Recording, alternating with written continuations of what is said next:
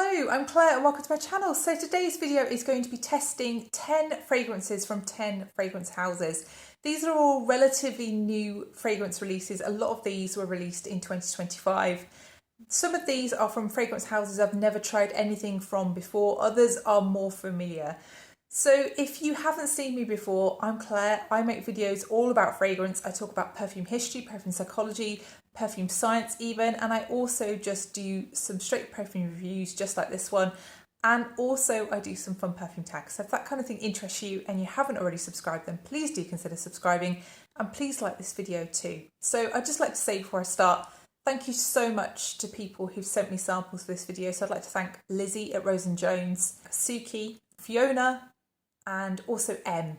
So if you do enjoy this video, please do let me know if you'd like me to do a version of this video with more vintage fragrances. I have a few vintage fragrance samples that I could quite easily make a video of, or slightly older designer fragrances that I could quite easily make a video of. So if that kind of thing would interest you, then please do let me know down below. So let's get on with this. So the first fragrance is one from the Dior Privé line, and this one's called Rose Star. So I sent this one by Lizzie at Rose & Jones, and she blind bought this fragrance when it was a Middle Eastern exclusive. It was originally released only in Middle Eastern countries, and now it's on general release around the world. So I can totally see why she thought this one would be a winner for her. And sadly it wasn't. She ended up decluttering it, but before she decluttered it, she sent me a sample because she wanted to hear what I thought of it too. So I totally understand why Lizzie didn't like this, because to me the opening is very harsh. There's pear listed, and to me it smells nothing like pear, but I do know that in fragrance, what I imagine to smell like pear is generally not what I get when I smell pear in fragrances. I don't know what perfumers are thinking when they're making pear accords, but quite often they smell absolutely nothing like a natural pear. They smell like almost like a pear alcohol or a ketone kind of smell that you get in chemistry. Really something more akin to a pear drop, which is nothing like a natural pear smell.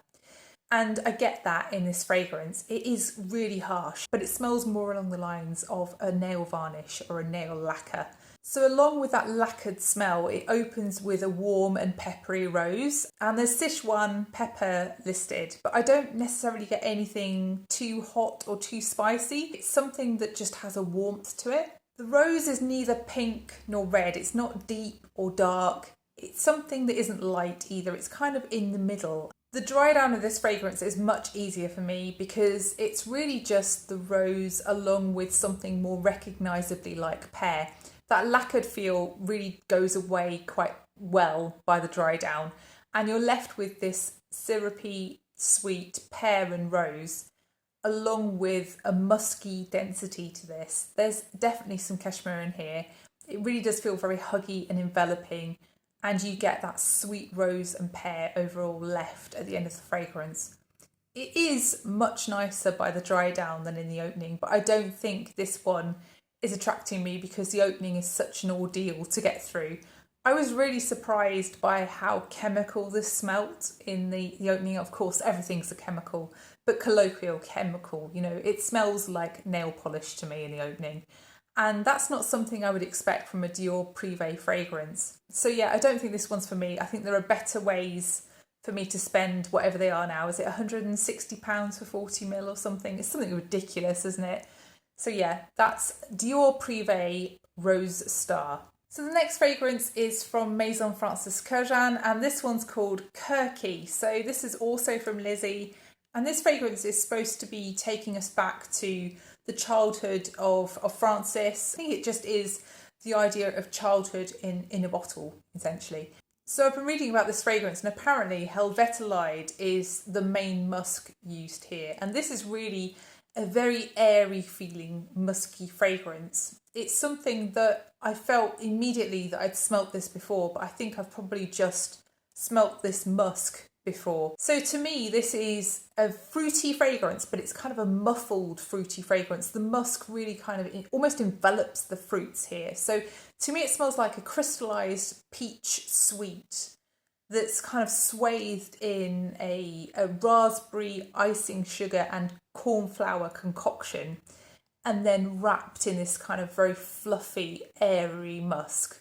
The musk is just super light, and it's not something that feels, sometimes musks can feel quite constricting and can feel too much and can feel too dense.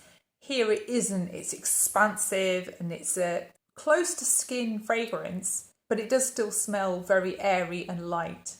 If you really like airy musks, this is going to be a fragrance for you. I do quite like this fragrance in a way. It does have a playfulness about it, but I think this fragrance is just so quiet. It's a skin scent from not very long in, on me at least. And it's also something that I really struggle to smell after a while. I guess maybe because of those musks. Maybe I'm slightly nose blind to one of them. I'm pretty sure it won't just be a single musk in this fragrance, because people do notoriously become nose blind to them. But I don't think it's necessarily that. I just don't think it's a very strong fragrance overall. And, sometimes that suits the nature of the fragrance, and it probably suits this. But for the price point, this is an utter no for me. So that's Kurky by Maison Kurkdjian. So the next fragrance is also from Lizzie at Rose & Jones, and this one is Vryao Witchy Woo. So I tried this one in store a few years ago when this came out, and the reason I tried it was because it was by Lynn Harris, and I'm quite a big fan of some of her other brands. So she did Miller Harris and also Perfume H, and I was intrigued to try Vryao fragrances. So Witchy Woo, I think, has been their best seller out of the range. And it just comes in this really gorgeous purple bottle, which is also what made me pick this up in store. But trying this again, I kind of want to revisit these fragrances, because I remember when I tried them in store, I was not that bothered by them. I liked most of them. I thought they were quite strange, but there was nothing that really grabbed me. So trying this again, it does make me think of Saint Jardin fragrances, so particularly Vanilla Nomad and also Tiger by Her Side. So I've got a little bottle of Tiger by Her Side. I'm not saying it's exactly the same as either of those fragrances, but it's like if you took some elements of each of them and mixed them together, you might get something approaching Vryao Witchy Woo. So this is really quite a resinous feeling fragrance. So it's mostly incense with some patchouli, and then it's got this real warmth to it, which is the cinnamon, which I think is what is reminding me of Tiger by Her Side. It's also a bit peppery, and there's a slightly green feeling powderiness here too. This starts off really quite loud, and I was a bit worried this was going to be just an overwhelming kind of fragrance, but actually this settled down pretty quickly, and it became something that was, just a nice level of projection. Nothing too loud, nothing too soft. It did last quite a decent amount of time as well. I think this fragrance would be lovely in autumn or midwinter. It kind of screams winter hippie to me in a way. I guess that's the patchouli and the incense. I think the reason I like this one quite so much is the cinnamon. The cinnamon just gives it a lovely warmth.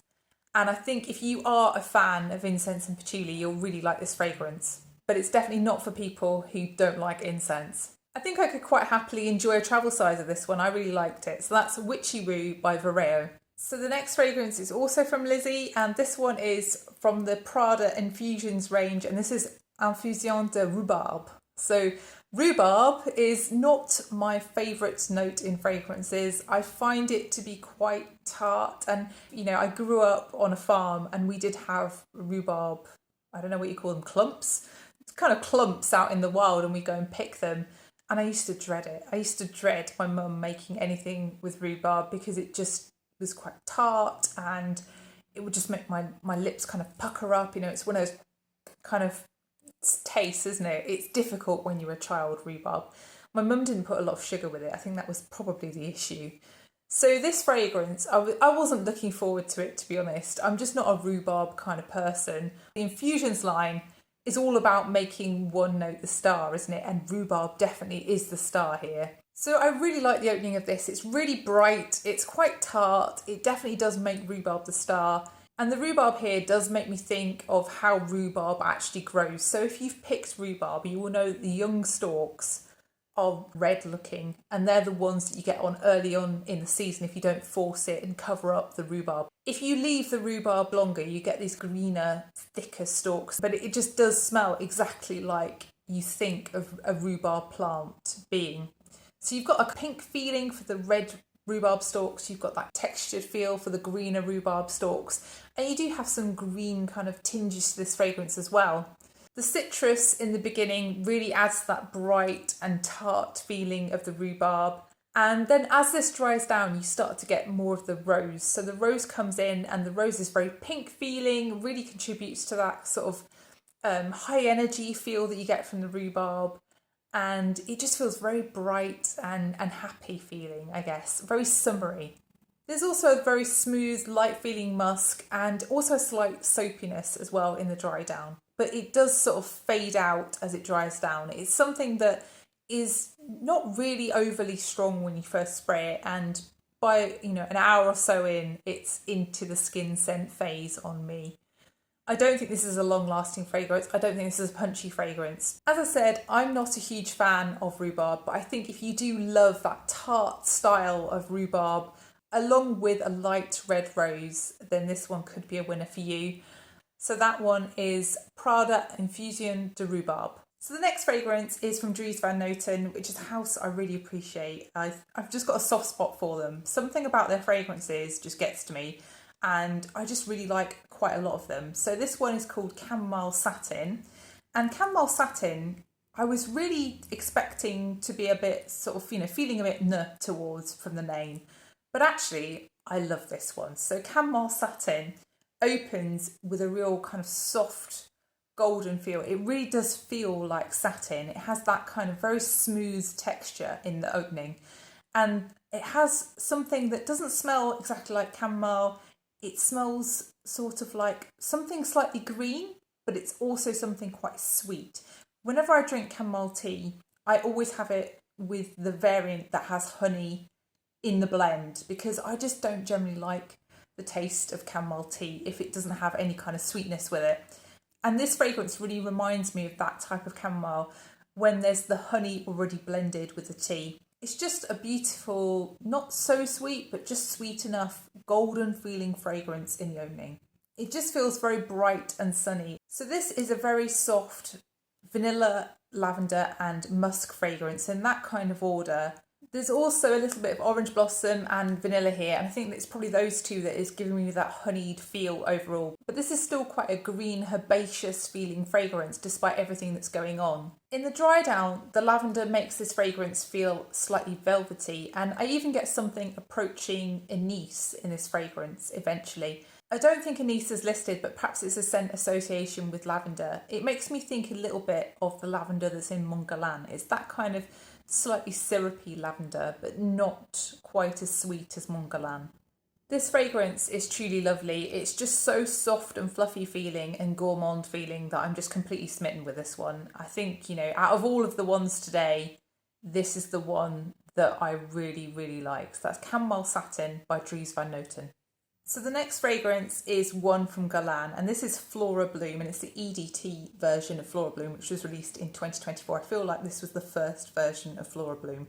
It's from the Aqua Allegoria range, which is a range that I really love, and this was given to me by Sukhi. So thank you so much for this, Sukhi. I've been wearing this one and enjoying it over the summer. So Florabloom is a fragrance I'd actually tried in store and I'd really quite enjoyed. But, when you try something in store, you don't really get much opportunity to try it out. And I don't live anywhere near a Guerlain counter, so I was really pleased to get a sample of this. So this is really fruity feeling in the beginning, and it's also soft and powdery too. There's a lot going on in this fragrance, but it very quickly transitions. So it starts off with mango and lime very noticeably, and tuberose, and then it quickly transitions into something more coconutty but also more floral.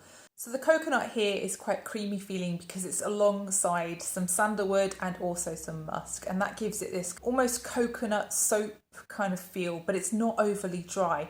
It's a really creamy feeling coconut.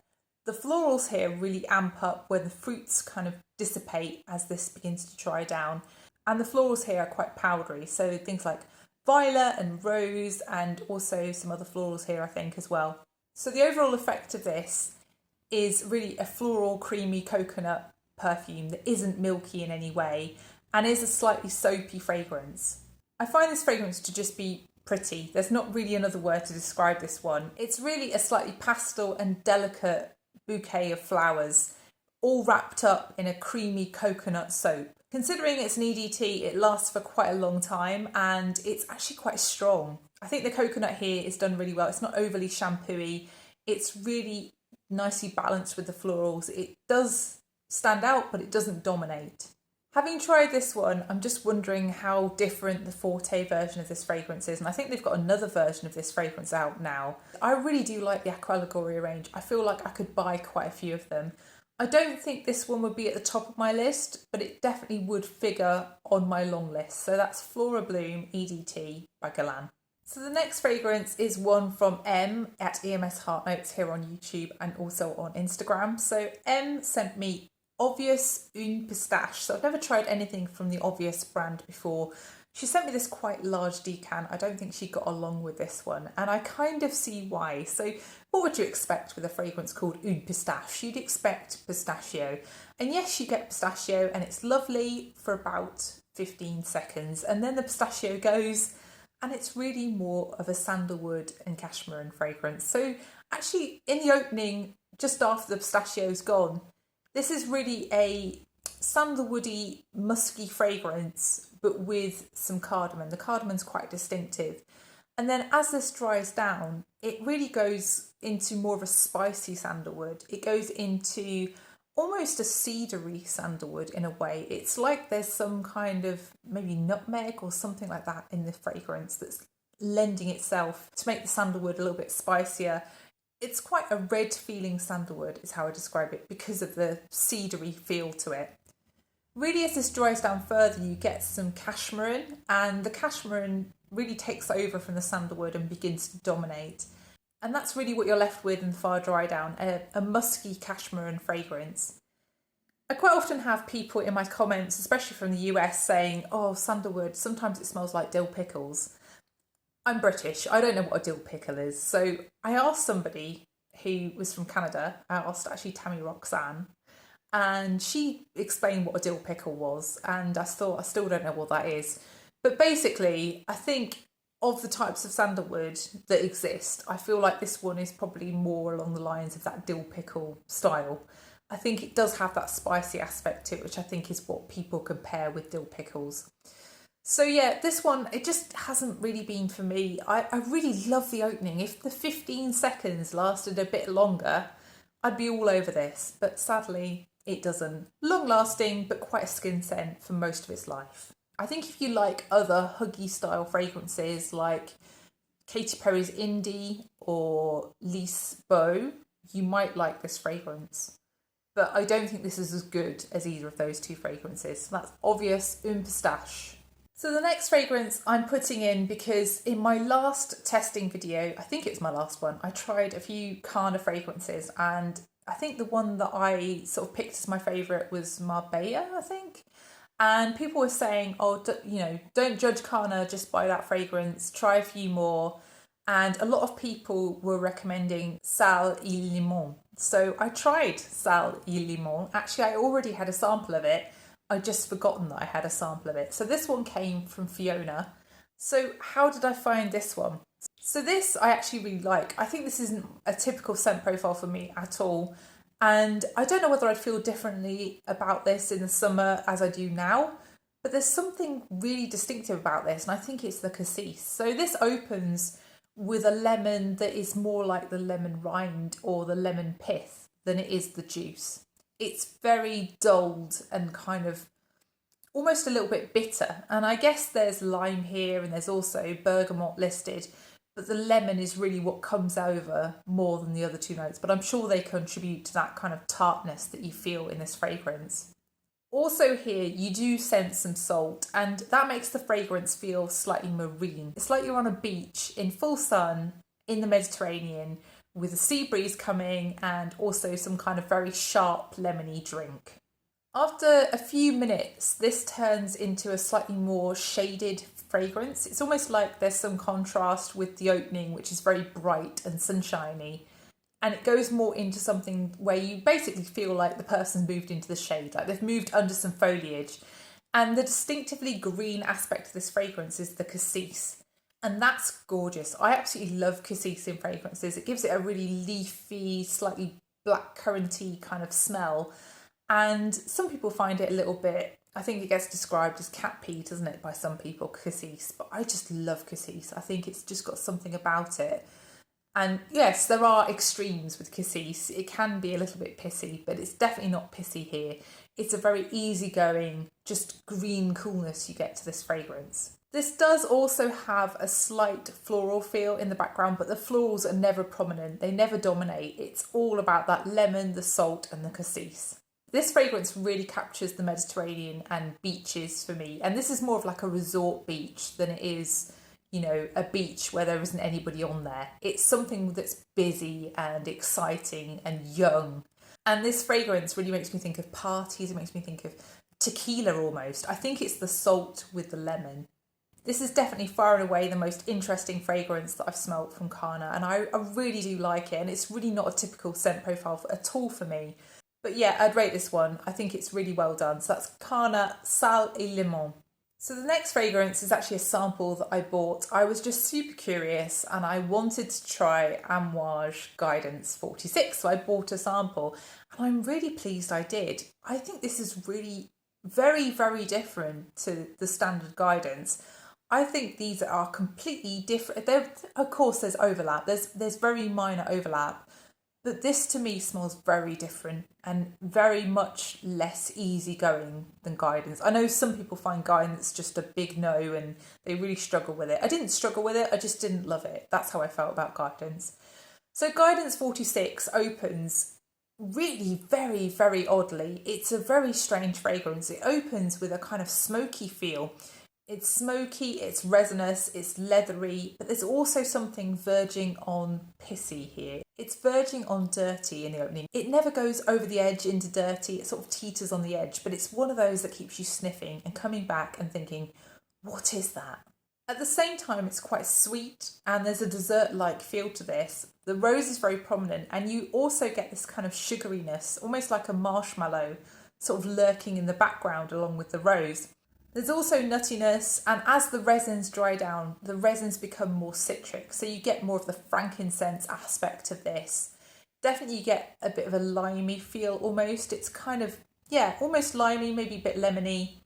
Very distinctive. The resins really do begin to pop as this dries down, and there's also a creamy aspect to this, but the smoke really stays throughout the fragrance and is really quite dominant, and I think that's really part of the resins. I don't really know where to start with this one. I find this very interesting. It's not something that I find easy. It's not something that I want to run out and grab, but it's something I can't stop sniffing. And I think that's really the sign of something that's a little bit different to what you normally smell, isn't it?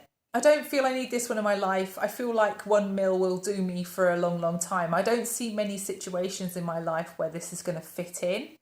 But I think, you know, this is a very interesting fragrance and I can totally see how somebody might fall in love with it because it's just so different to everything else out there on the market right now. It's very long lasting, as you might expect, and very strong. So that's Guidance 46 by Amouage. So the final fragrance is one that I didn't actually choose. I was just sent this sample along with an order that I placed. And this one is Vanille Impériale and it's by Houbigant.